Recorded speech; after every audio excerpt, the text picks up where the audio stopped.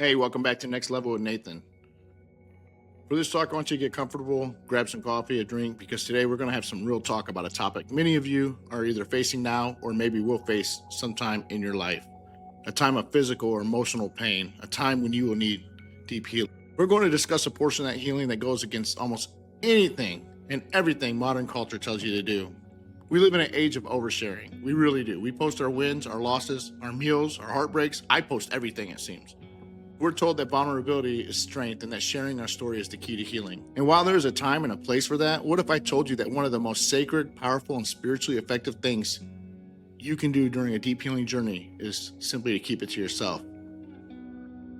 I know that sounds counterintuitive. This isn't about hiding in shame or pretending you have it all together.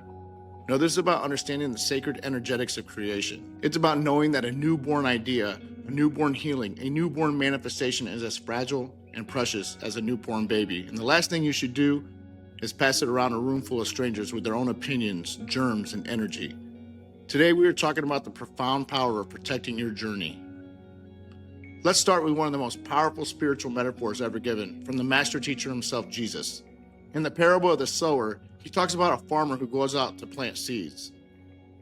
Your intention to heal, to forgive, to manifest a new life, that is your seed. It is the most precious thing you have during that journey of healing. Now in the parable, some seeds fall on the hard path and the birds immediately come and snatch them away. This is what happens when you share your fragile new hope with a hardened cynic or a skeptic. They immediately snatch it away with their doubt and negativity before it even has a chance to sprout. They might say, "Oh my God, that's impossible. Come on, don't get your hopes up." And just like that, your seed is gone. Other seeds fall on rocky ground. They sprout up quickly with initial excitement, but because there's no depth of soil, they wither and die under the heat of the sun. This is what happens when you share your journey prematurely. You get excited, you tell everyone, but the first time you face a challenge, the first time the sun beats down, the shallow validation you got from others just isn't enough to sustain you. The roots of your belief aren't deep enough yet, and your new growth just withers and dies. Then some seeds, they fall among thorns. These seeds sprout, but the thorns, which Jesus identified as the worries of this life, grow up and choke them out. This is perhaps the most dangerous ground of all. This is the well-meaning friend or family member. When you share your sacred journey with them, they choke it out with their own thorns. Usually out of good intentions, they project their own fears and worries onto you. They might ask you, "Are you sure that's a good idea? I mean, what if you get hurt again? What will people think? How are you going to afford that?" Their thorns of worry and worldly concern literally suffocate the life out of your delicate plant. But finally, some seeds fall on good, deep, fertile soil. They sprout, they grow strong roots, and they produce a massive harvest. That good soil is your own sacred, silent, protected heart. It's the womb of your consciousness. Your healing journey is meant to be nurtured there in the quiet, in the dark, away from the birds of doubt, the rocks of shallow belief, and the thorns of worldly worry. The great Florence Scovel Shinn had her own way of saying this. She often referenced the scripture, "Do not cast your pearls before swine." Your dreams, your healing, your sacred inner work, those are your pearls. Sharing them with someone who is not capable of honoring their value is a disservice to your own soul.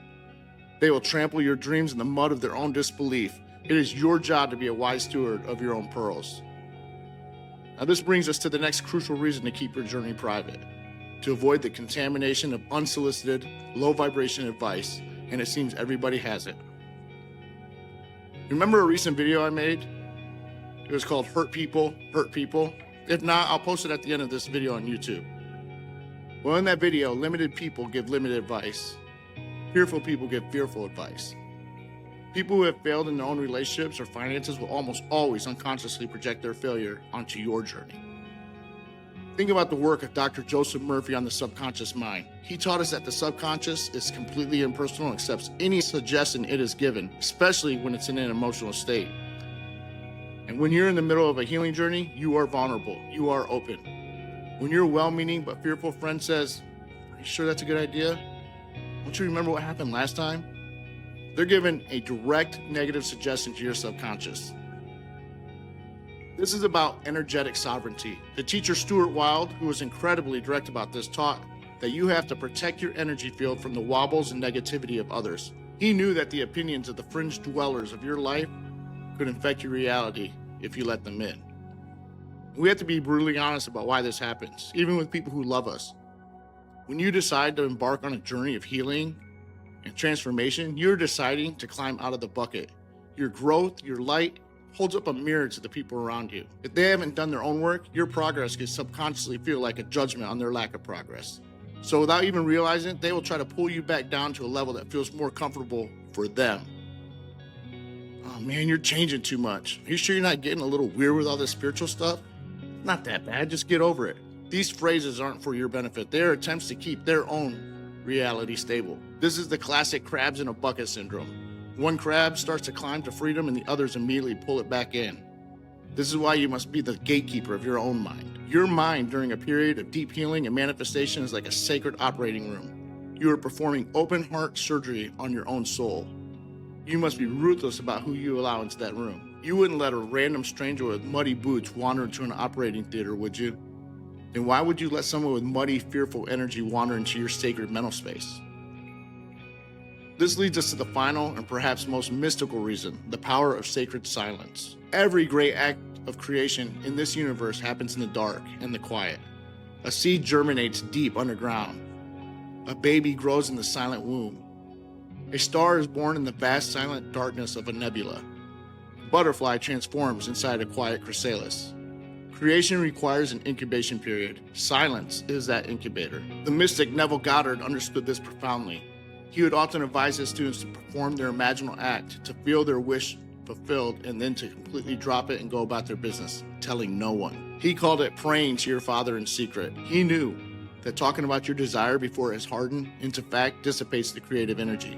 It's like letting the steam out of a pressure cooker. The focused, condensed energy that is needed for creation is leaked out through your mouth. In Jewish mystical thought, there is the concept of the Ein Sof, the infinite, unknowable, and silent aspect of God from which all creation emerges. The Taoist master Lao Tzu wrote, "Silence is a source of great strength." Your silence becomes the womb for your transformation. It's in that quiet space that you and the God of your understanding, the great I am within you, can do the real work without interruption. So here's your practical takeaway for today. It is an act of wisdom and self-protection. Your mission is not to share, but to consciously decide who, if anyone, belongs in your sacred circle. I want you to think about the people in your life. Who has proven themselves to be the good soil? Who listens without judgment? Or supports you without projecting their own fears? Or honors your journey without needing to understand it? It might be one person. It might be your journal.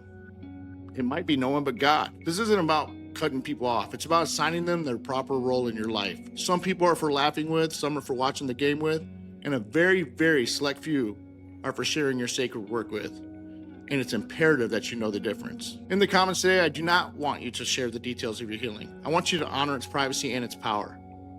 However, to anchor this teaching, simply write in the comments, all caps, sacred silence, to acknowledge that you are creating a powerful, protected space for your own transformation.